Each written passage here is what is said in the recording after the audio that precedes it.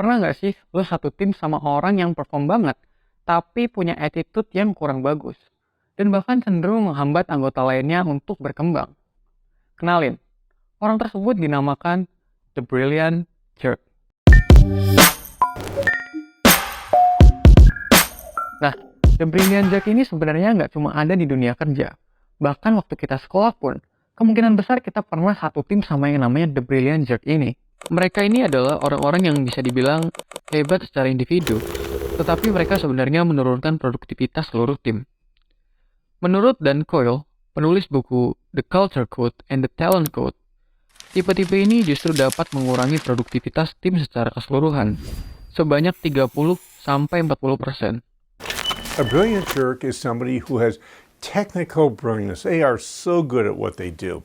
We often see this in the world of sales where your star salesperson is really, really good at bringing in customers, but along the way, inside your organization, they leave a line of just terrible things that have happened behind them.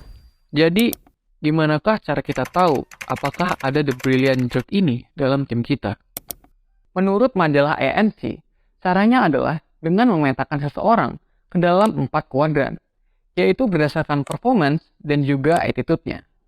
Pertama, kalau lo punya anggota yang memiliki banyak keterampilan dan juga dia memiliki attitude yang baik, maka dia adalah seorang rockstar. Seperti di diagram pertama. Gak masalah apapun perannya, mau di bidang marketing, desain, engineering, dan lain-lain, dia bisa menjadi inspirasi bagi anggota yang lainnya. Dan juga dia bisa membantu tim lo menjadi tim yang lebih hebat.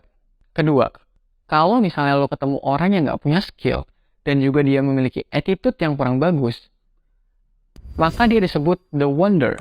Kenapa? Karena sebenarnya dia bingung.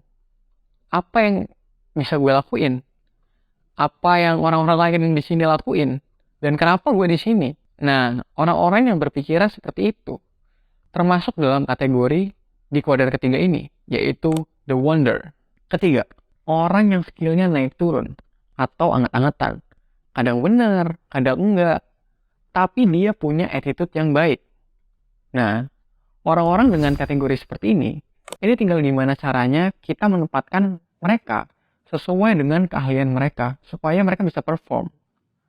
Orang-orang dengan tipe seperti ini layak mendapatkan kesempatan kedua untuk menunjukkan skill mereka. Dan orang-orang dengan tipe ini sangat berpotensi menjadi rockstar seperti orang-orang di kuadran pertama.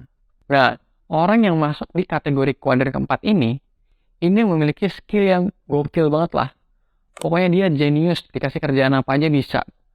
Tapi, dia memiliki attitude yang kurang baik.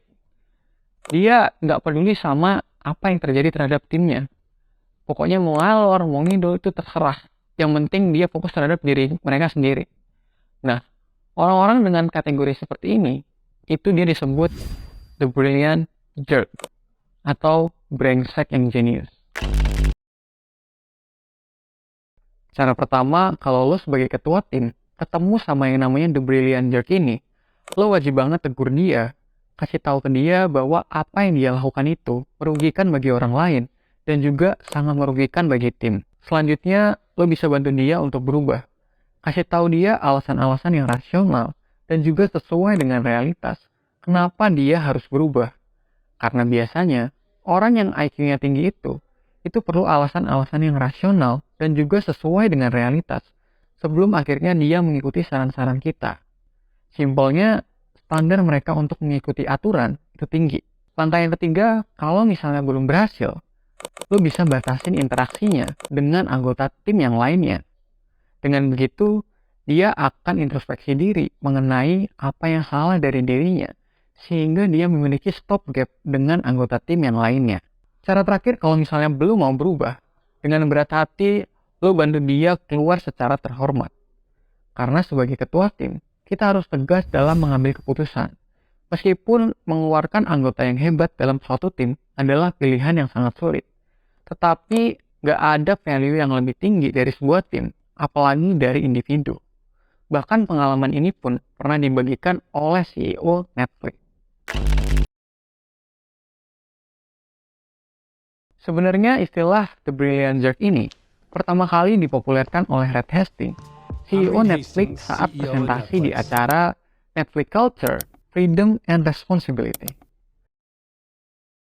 Karena CEO Netflix ini percaya bahwa perusahaan yang bekerja secara kolaboratif mampu meningkatkan pendapatan yang jauh lebih baik dibandingkan mempertahankan ego individu.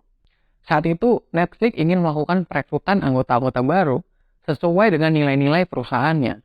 Akan tetapi, ada bagian yang menarik, yaitu pada saat CEO Netflix, Reed Hastings, menyampaikan kepada para kandidat pekerjanya mengenai kebijakan No Brilliant Jerk di perusahaannya. Bahkan ada satu buku berjudul The Great CEO Are Lazy yang ditulis oleh James Clear itu menyebutkan bahwa The Brilliant Jerk ini adalah teroris budaya karena menurutnya saking destruktifnya terhadap nilai-nilai suatu perusahaan. Nah, gimana menurut lo?